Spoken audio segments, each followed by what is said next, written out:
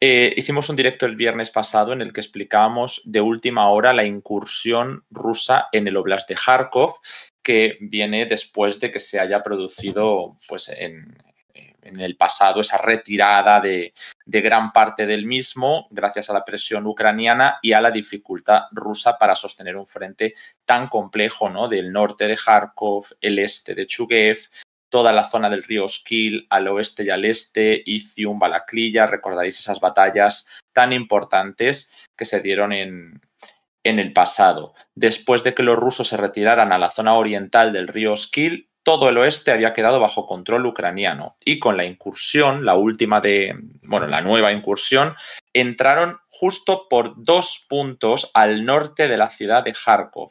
Sin embargo, hay que separarlo en 2 frentes porque tenemos una división geográfica que es el río Donetsk. Vamos poquito a poco acercándonos, que veo que en el chat ya hay preguntas. Si estos territorios que están tomando en Kharkov son parte de lo que llegó a controlar Rusia en 2022 o es distinto. Sí, es parte de lo que llegó a controlar en 2022. Como he dicho antes, una parte era el norte de Kharkov e incluso una parte más amplia. Pero por ahora, aunque los rusos no controlan ni de lejos, ¿no? Una parte tan significativa como la que están ahora mismo tomando, ¿no? Es decir, la de ahora es mucho menor que la que tomaban antes, pues se va avanzando más de lo que parecía. Hablábamos de ataques probatorios, hablábamos de que si se podía penetrar en alguno de los puntos por las defensas ucranianas, probablemente continuarían, y también hablábamos de distraer recursos ucranianos de otros frentes, que ese primer objetivo fue el que ya os comentamos en directo que se estaba consiguiendo, porque los ucranianos están desviando tropas o, capacidades, material, recursos humanos, todo, ¿no? Desde frentes como el de Donetsk al de Kharkov. Esta porción, por lo tanto, que veis en color amarillo en el mapa, es la pequeña zona de penetración rusa por el norte de Kharkov, que ya digo, ya no es tan pequeña, porque justo estaba empezando explicándoos que son 2 frentes y como veis ya es uno solo. Bueno, ahora iremos con ello para que lo entendáis. El color azul, como ya sabéis, es el territorio que controla Ucrania, el rojo el que controla Rusia, el amarillo y el verde son los cambios territoriales que se han dado en 2024. Sé que muchos lo conocéis, pero otros no. Entonces, justo los de color verde ya están prácticamente, desapareciendo. Es muy difícil encontrar territorio que haya ampliado Ucrania sobre el que controlaba en 2023, aunque todavía hay. Otros simplemente pues ha pasado ya a color azul porque sus avances fueron pues en el año 2023 o en el 2022 principalmente. Y en amarillo ahí podéis ver como la brecha de Kharkov, que parece que no es muy grande porque, son unos pueblos, el oblast es muy grande, está lejos de ser una ruptura potente. Teniendo en cuenta lo lento que avanzaban otros frentes, ya estamos hablando de más de 200 kilómetros cuadrados, o en ese entorno nos movíamos hace poco. Es prácticamente, como la brecha que se ha producido en Avdiivka. Y la de Avdiivka estamos de acuerdo en que ha sido significativa. La diferencia es que en Avdiivka y en todo el frente del este de Donetsk, para que nos entendamos, las defensas ucranianas eran masivas, estaban fortificadísimas las localidades y que incluso tenían sistemas de trincheras y de defensas de 2015, ¿no? Muy asentadas. En el norte de Kharkov, sin embargo, hay una especulación que yo la voy a comentar antes de que ya nos la saquéis en el chat, porque no se sabe, por eso es especulación, ¿no? Las defensas ucranianas más fuertes se supone que estaban como a 10 kilómetros de la frontera. Entonces, estos pueblos no iban a suponer una gran, una gran pérdida para los ucranianos, digamos, porque las defensas estarían a continuación. Sin embargo, lo que parecen reportar desde el terreno, tanto fuentes ucranianas, ojo, como fuentes rusas, es que parte de esas defensas podrían no existir. Y que, pues si esto se confirmara, no descarto que este frente se amplíe. Si esto se confirma, no solo se ampliaría en Kharkov, como estamos viendo unificándose los dos, sino que necesita romper 2 líneas importantes. Uno, Lipsy, que la veis al sur de la zona occidental, y 2, Vovchansk, en la zona sur de la zona oriental. Y además se da la opción de abrir 2 nuevas entradas en Kharkov y en Sumy. Y esto es lo que podía verse, bueno, pues se podrá ver en las próximas semanas. Si finalmente se realiza, nosotros estaremos aquí para contároslo. Se habla de una posible entrada al oeste y al este de lo que estamos viendo. Es decir, el río Donetsk realmente es una barrera geográfica pues, importante. No es el río Dnieper, evidentemente, pero igual que pasa con el río Oskil, pues es una línea que separa esos 2 avances que vamos a ver, el del frente de Lipsy y el del frente de Vovchansk.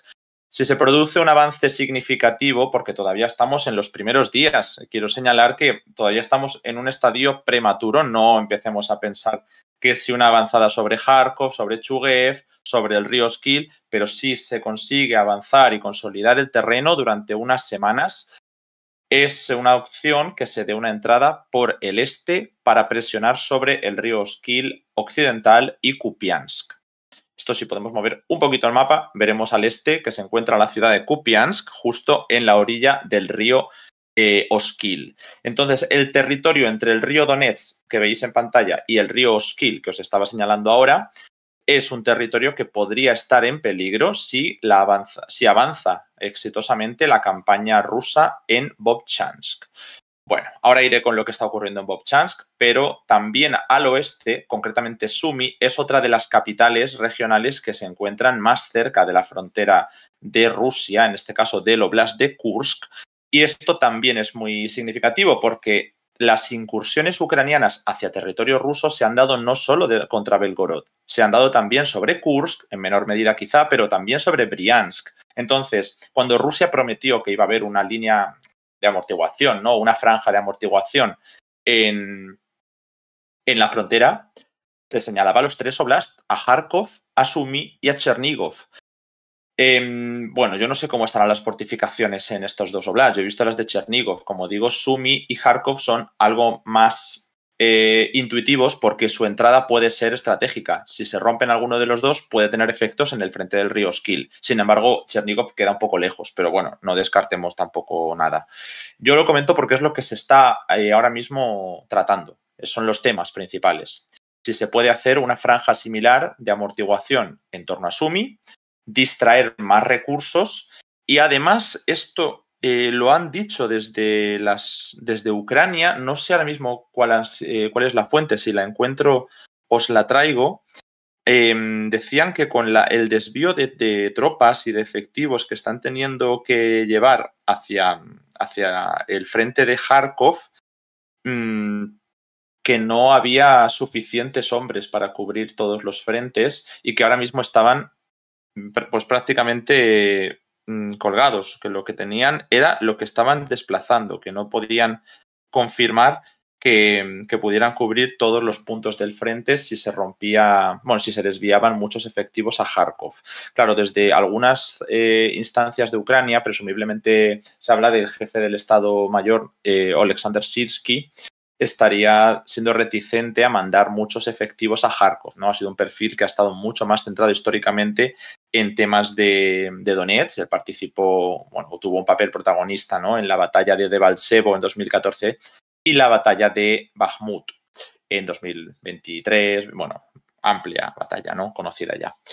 El caso es que, es un problema, ¿no? Saber si se va a poder defender este frente porque no hay recursos por parte de Rusia como para tomar Kharkov de una. Eso no es algo que se contemple ahora, pero sí es verdad, y aquí respondo a la pregunta de Village. Varios medios dicen que Ucrania habría dado orden de evacuación en la ciudad de Kharkov. A ver, en la ciudad de Kharkov sí que se han producido evacuaciones, pero sobre todo en el Oblast, en la zona fronteriza, cada vez más localidades, sobre todo, no es algo tan significativo en Kharkov, no por el momento, en Kharkov ciudad, quiero decir, en pueblos. Y en las 2 localidades clave que os digo, Litsy y Vovchansk. Bueno, pues hace ya horas y esto que hemos visto reportes de evacuaciones en Vovchansk. También se habría dado algún movimiento de este estilo en Sumy. E insisto, no necesariamente en las capitales, pero es importante contemplar que pudiera haber una nueva incursión en Sumy. Esto hay que tenerlo en mente, ¿vale? Podemos ya afirmar que es avance con intención de ocupación, ¿no? En ningún caso una finta. A ver, yo quiero decir que pueden ser parcialmente las dos cosas. Es decir, es un avance con ocupación. Sí, ya lo podemos confirmar. El otro directo, pues acabábamos de ver cómo entraban en el Oblast y no sabíamos exactamente cuál era el objetivo. La ocupación se está produciendo y se está ampliando a otras localidades, sí. Eso es importante, de nuevo. Pero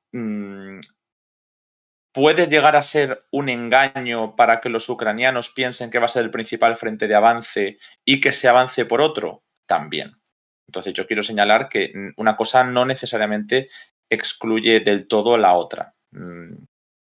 Vamos a dejarlo así. Ahora continuamos. Para rodearla y embolsarla sin tener que asediar. Sí, esto es lo que normalmente estamos viendo en el modus operandi de los rusos en algunas zonas de Ucrania.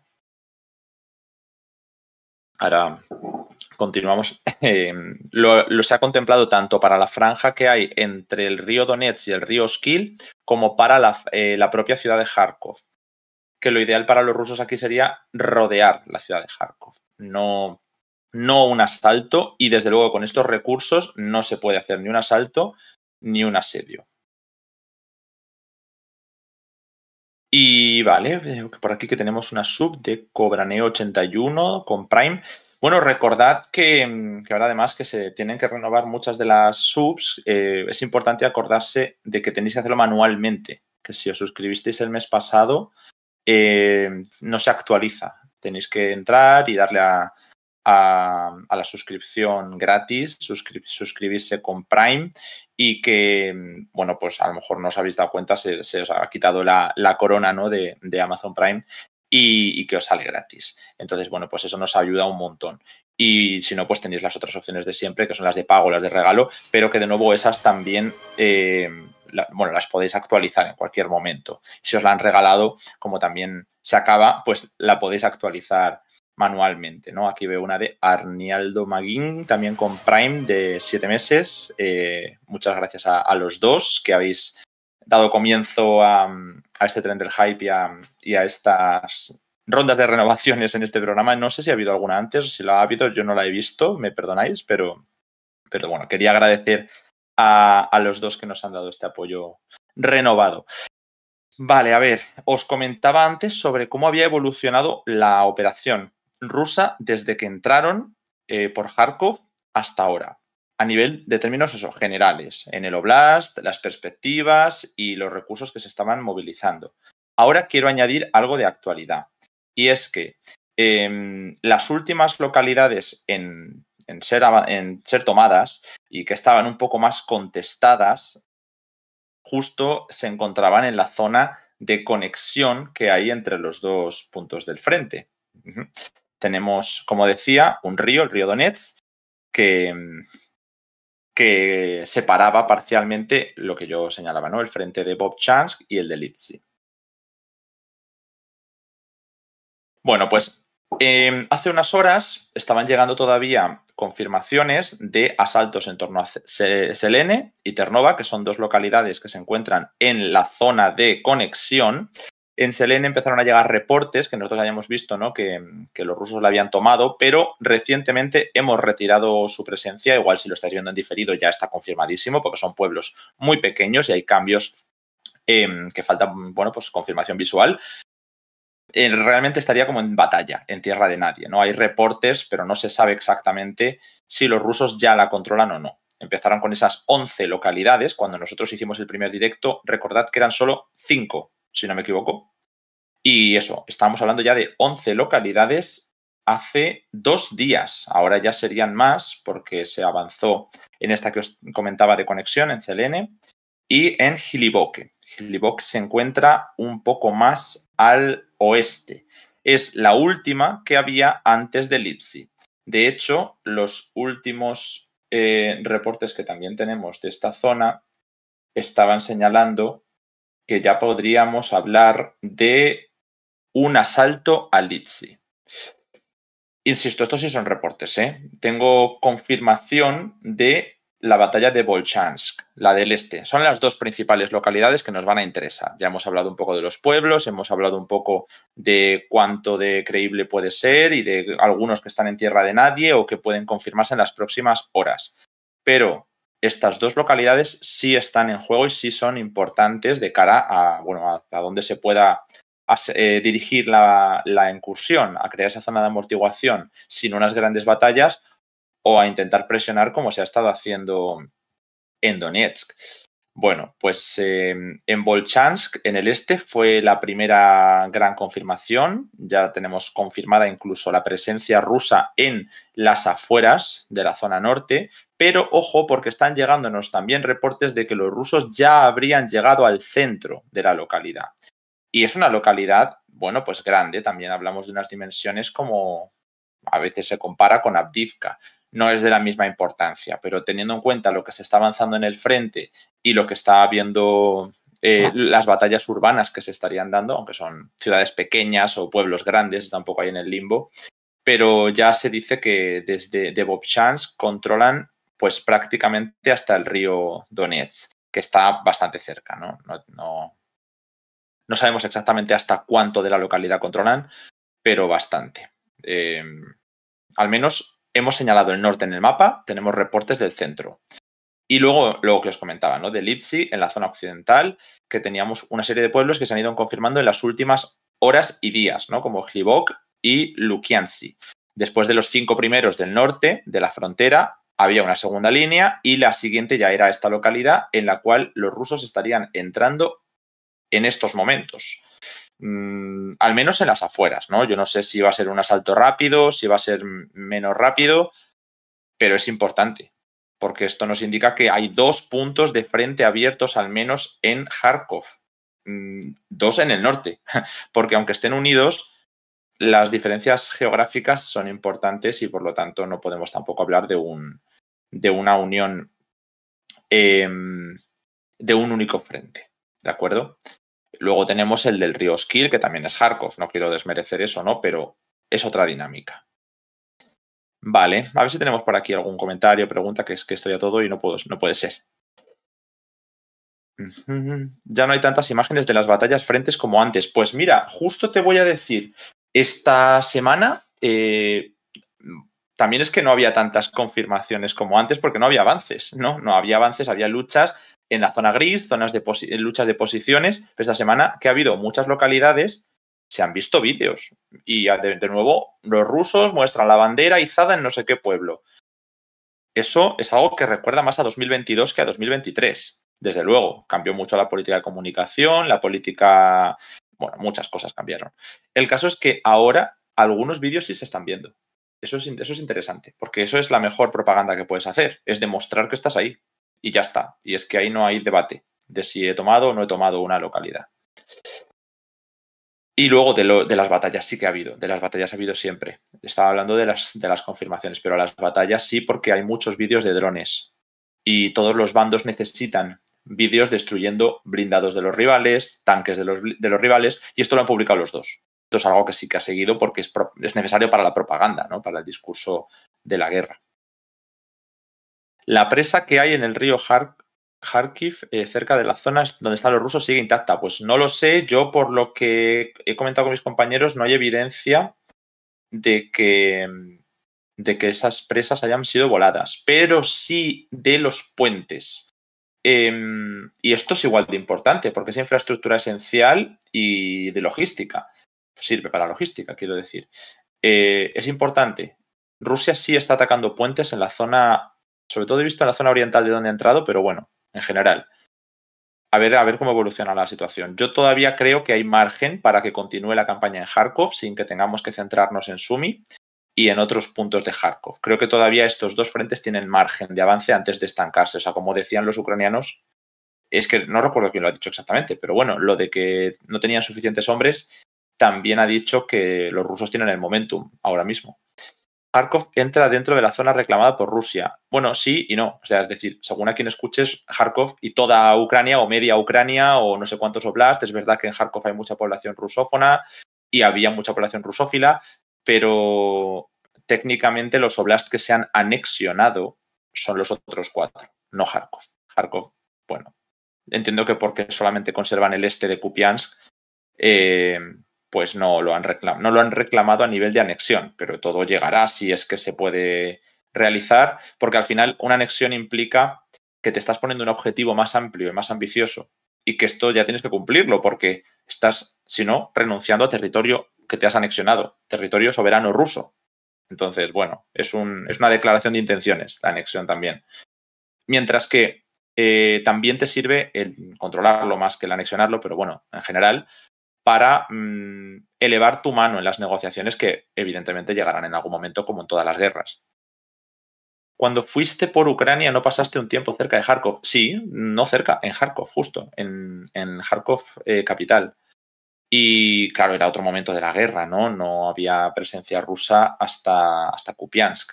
Pero sí que estuve por allí y desde luego que muy cerca de la frontera hasta la ciudad. Es lo que os decía también de Sumy. Es que evidentemente en esta llanura y en estas zonas de frontera dibujada en un mapa, pero que no tiene apenas correspondencia geográfica, pues establecer defensas es muy difícil. Es extremadamente artificial. No es como las defensas naturales que puede haber en otros puntos de la región.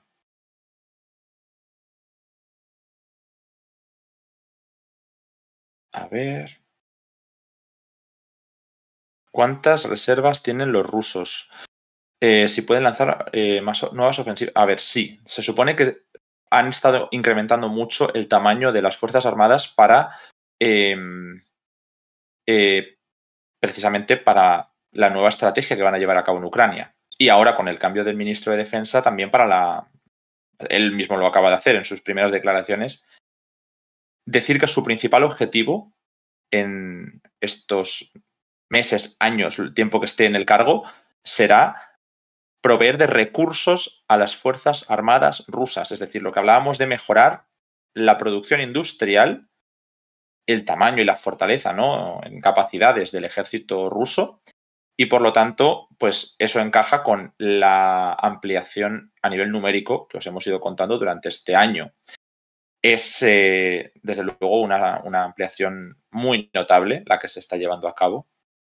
No sé si tengo que tener por aquí algún dato, a lo mejor. Pero bueno, si encuentro algún dato, os lo traigo, porque había bastantes cosas interesantes de las que ha contado este hombre, Belousov, el nuevo ministro de Defensa. Pero se supone que en este frente justo, el de Kharkov, hablaban de 50.000 hombres. Yo no sé si esto está confirmado. Desde luego no es suficiente para una ofensiva a gran escala contra Kharkov ciudad. No es suficiente, ni de lejos, que nadie dude de eso, porque no... A ver, sería muy extraño que pudieran lanzar un asalto o incluso un asedio sobre Kharkov ciudad pronto. Salvo que sirva como digo, ataques probatorios para tantear las defensas y después lanzar una gran ofensiva a través del territorio tomado o de otro, que no sería tampoco descartable. Así que bueno, esas son las principales noticias. Sí que tengo que tener por aquí... Vale, al menos uno de los líderes ucranianos en Sumy ha llamado a la evacuación de algunas localidades que se encuentran en la franja de 20 kilómetros de la frontera de Kursk. Bueno, o las localidades o algunas de las infraestructuras ucranianas en esa zona. Esa es la información que están llegando desde, bueno, son declaraciones ucranianas, pero la están amplificando los prorrusos. O sea, están señalando ellos claramente la intención sobre Sumy. Vamos a ver en qué evoluciona todo eso. También esto coincide, como algunos decís, ¿no? Zelensky va a viajar a España para firmar un acuerdo bilateral con España que, a ver, es importante, pero que nadie piense que esto cambia técnicamente las cosas. Se supone que sí, España se comprometerá a un acuerdo de defensa, veremos en qué términos, con Ucrania, pero es algo que están firmando con todo el mundo. Porque como no pueden entrar en la OTAN, se supone que el premio de consolación, uno de ellos, es este tipo de garantías de seguridad, que mientras siga la guerra se les va a garantizar el apoyo militar. Entonces, bueno, es relevante, pero tampoco es entrar en la OTAN, ¿vale? Y de hecho, Antony Blinken ha ido recientemente también, esta mañana, si no me equivoco, creo que estaba por allí, por Kiev. Y bueno, pues eso también tiene su significación. No sabemos exactamente para qué en este caso, porque a mí me sorprende un poco que con toda la que hay liada pues vaya a entrar en eso.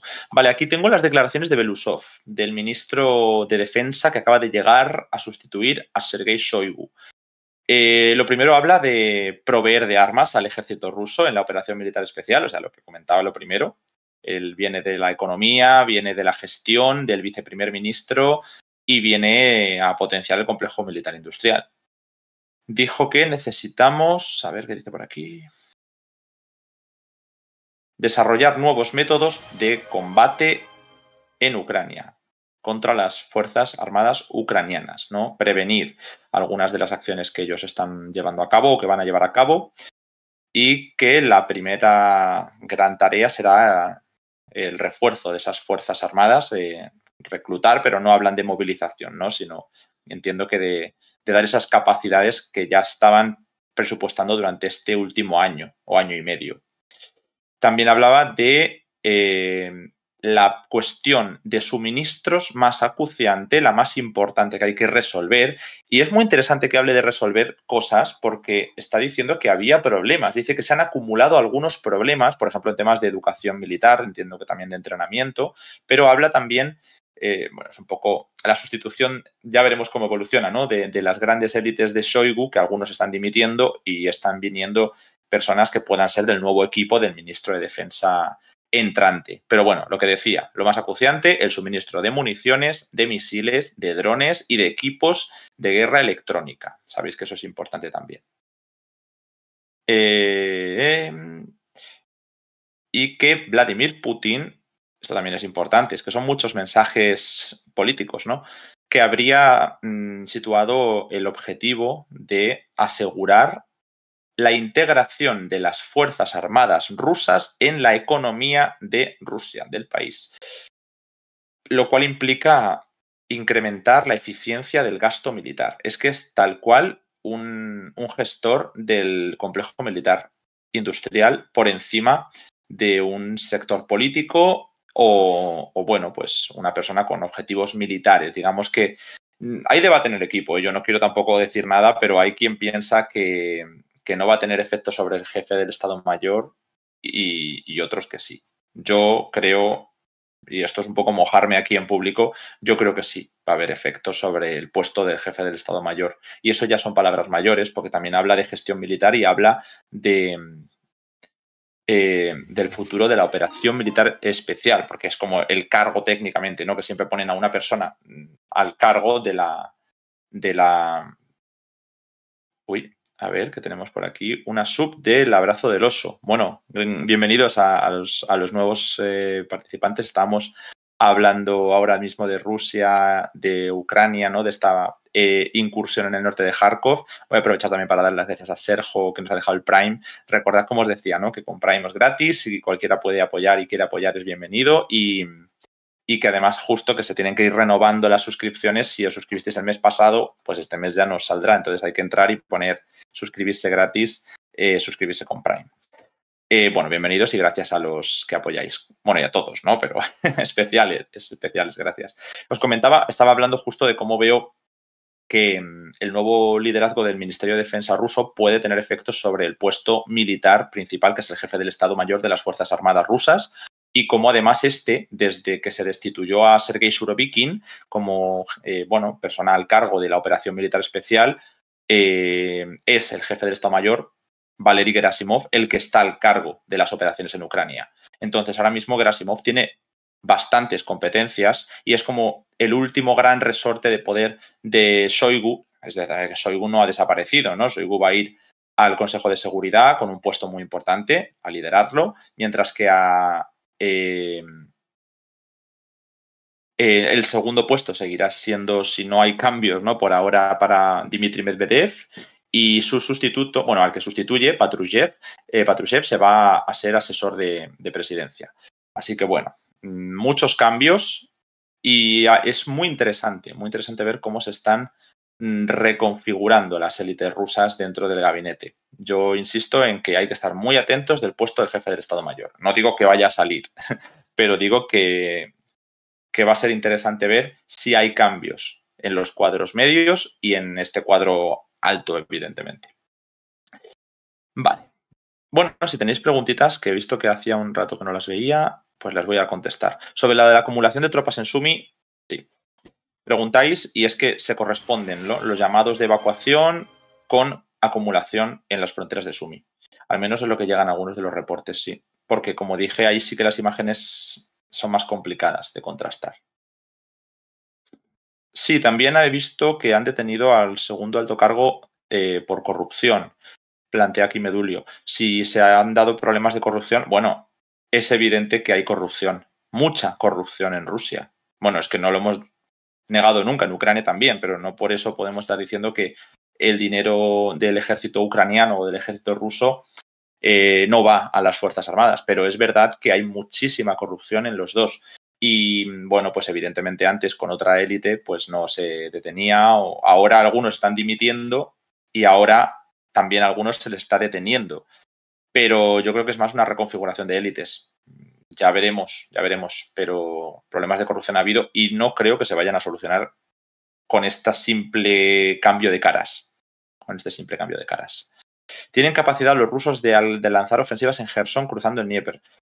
Bueno, a ver, capacidad tuvieron, o sea que tienen, pero ahora mismo está todo tan fortificado y hay otras prioridades y hay tantos frentes que yo tengo mis dudas serias de que ese sea un objetivo a corto plazo. Creo que no es ni de lejos ahora mismo lo primero que vamos a ver, pero bueno, me puedo equivocar.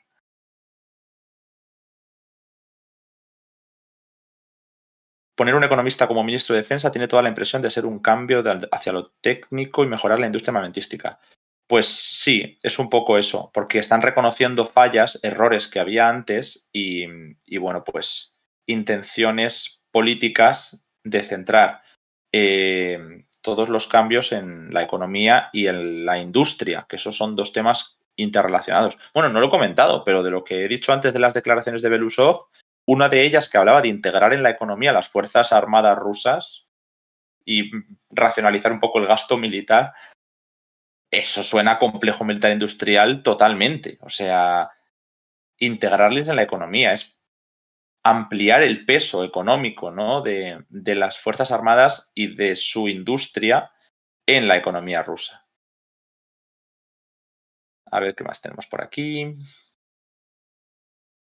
Uy, que se me rompe la cámara. Ahora la arreglamos. Ahora la arreglamos en un segundito. Ahora que parece que Rusia no confía en Suiza como Estado neutral, puede albergar conferencias de paz, puede tomar este papel Emiratos Árabes. Bueno, puede albergar este papel varios países. Ya lo hizo Israel en parte, lo ha hecho... Uy, nos han cambiado las cámaras, a ver si lo podemos solucionar. Un momentito, tengo aquí a Edu que nos lo arregle, porque es que ahora enseguida vamos a entrar con Asier y ya está por aquí, preparado por lo que veo. Lo que decía era que sí, que por supuesto hay otros países que pueden serlo, ¿no? Tenemos el caso de que Israel ya llevó a cabo esas negociaciones de alguna manera, pero sobre todo Turquía y Bielorrusia son los que han albergado las distintas rondas de negociación presencial. Entonces, caben más países que tengan relación aceptable con los dos. Yo dudo mucho de que ahora mismo Bielorrusia pueda ser un mediador, pero bueno, veamos cómo evoluciona. Emiratos Árabes, pues sí, tiene una relación con Occidente y con Oriente bastante importante. Además, acaba de entrar en los BRICS, así que si yo creo que Rusia se podrá anexionar toda Novorrusia en este conflicto. A ver el futuro no sé, pero por supuesto, es una posibilidad si hubiera un colapso. Lo que pasa es que ya se está señalando bastante que una de las líneas que nosotros teníamos ya calculada, estábamos viendo en qué punto se produciría, es en la eventualidad de un colapso ucraniano. Me parece muy complicado que no haya entrada de efectivos occidentales. Es verdad que ahora se está hablando, desde creo que ha sido Estonia el último, de mandar tropas, pero hacer funciones no esenciales en el oeste para liberar efectivos ucranianos. Vale. Pero yo también estoy hablando de que en algún momento se pueda crear una línea de contención, como la que planteaba Macron. Viendo cómo iba el ritmo de la guerra, yo pensaba que eso podría ocurrir mucho más tarde, pero igual ocurría mucho más pronto de lo que pensábamos, y eso nos acercaría a pues que cuanto más rápido sea el avance ruso, también más rápida sería la intención occidental de frenarlo. Siempre lo comparábamos mucho con el conflicto de Corea. No estamos hablando de mandar a occidentales a combatir, insisto. Eso no es lo que estamos diciendo, ni tampoco lo que se supone que señalaba Macron, aunque él hablaba de esa ambigüedad estratégica. Lo que sí digo es que contemplábamos ese escenario, no digo que sea el más probable. Digo que contemplamos que si los rusos consiguen romper completamente las líneas ucranianas o Ucrania empieza a colapsar, que se plantee una línea de contención, porque se ha hecho en otros conflictos. Y, por lo tanto, yo no sé si los rusos van a poder acceder a todo el territorio del que me hablas. También porque si habéis leído el libro de Ucrania, explicamos un poco lo de Novorrusia, y Novorrusia no es una cosa que esté definida. Hay quien habla, solo Donetsk y Lugansk intentaron conformar Novorrusia en 2015, o todo el este del Dnieper, o incluso también parte de Odessa, todas las zonas rusófilas o rusófonas, ¿no? de otra época ya, pues es que todo esto es interpretable y de cara a unas negociaciones en el final de la guerra, se verá cuál va a ser la mano. Cabe la opción de que Rusia devuelva parte del territorio a cambio de regalías políticas mucho más importantes para ellos, a lo mejor que una pequeña incursión en Kharkov, como puede ser la neutralidad de Ucrania o la desmilitarización de Ucrania, otras cosas. O al revés, a lo mejor se ve con una mano que dice, pues mira, me vas a entregar X territorio. Y yo no sé qué coyuntura internacional será esa para que Ucrania lo acepte, pero bueno, posibilidades hay muchas. La propuesta de Lituania de mandar tropas para entrenar a soldados ucranianos en el oeste es factible y probable. Ah, es de Lituania. Yo había leído de Estonia, pero bueno, puede ser, ¿eh? Y sí, me parece factible. O sea, probable. Bueno, por ahora no. Vamos a esperar un poco. Yo no lo veo al corto plazo. Pero yo creo que ya no es una locura pensar eso, ¿eh? Insisto, no son tropas para combatir. Que pueda haber, bueno, ya hay voluntarios que están combatiendo, occidentales, hay muchos occidentales que se han ido al frente. O sea que eso. ¿Es realista una posibilidad de guerra abierta Rusia-OTAN? Bueno, no. Yo ahora mismo creo que no. Pero eso me estáis preguntando mi opinión. O sea, es que hay algunas preguntas que son de opinión y yo insisto que mi opinión importa poco.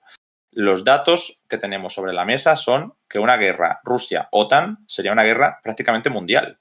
Y bueno, en Estados Unidos no creo que estén por la labor ahora mismo. Son más algunos países europeos los que están, fijaos cómo han cambiado un poco las cosas a veces, empujando en esa dirección. Bueno, aquí ya veo gente que está hablando de los oblasts que se podrían anexionar. Yo insisto en que sin tener presencia territorial, una anexión es un mensaje político. Importante, ¿eh? Porque una anexión no es cosa menor, ¿eh? Se sabe que se ha acordado Sánchez en la visita de Zelensky. Se supone que se va a firmar un acuerdo de defensa. Vamos a verlo. Pero es lo que se ha firmado con muchos países. No es algo tampoco que vaya a ser España debe defender Ucrania porque es como no se les ha permitido entrar en la OTAN. Pues bueno, que tengan otro tipo de garantías de seguridad, que lo llamamos. ¿Cómo crees que reaccionaría Rusia si entraran de manera oficial tropas occidentales en Ucrania?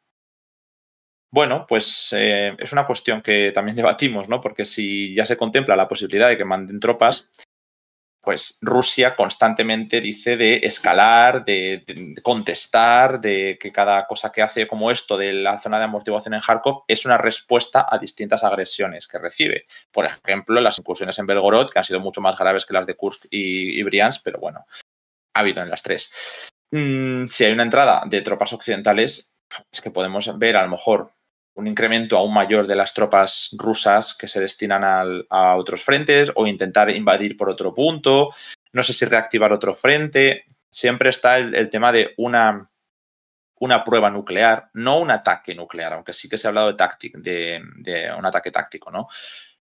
Pero sí que existe la opción de seguir escalando a nivel retórico, porque no es un conflicto abierto completo lo que se va a producir de golpe, ¿no? O sea, es que no es de la nada al todo, ¿no? Aunque ya hay un estadio grande de guerra, no creo que vayamos a una guerra Rusia-OTAN a gran escala desde ya, sino que se van dando siempre, bueno, pues choques pequeños y que van escalando. Ahora, por ejemplo, pues hablábamos de lo de mandar tropas para funciones no esenciales que liberen efectivos ucranianos.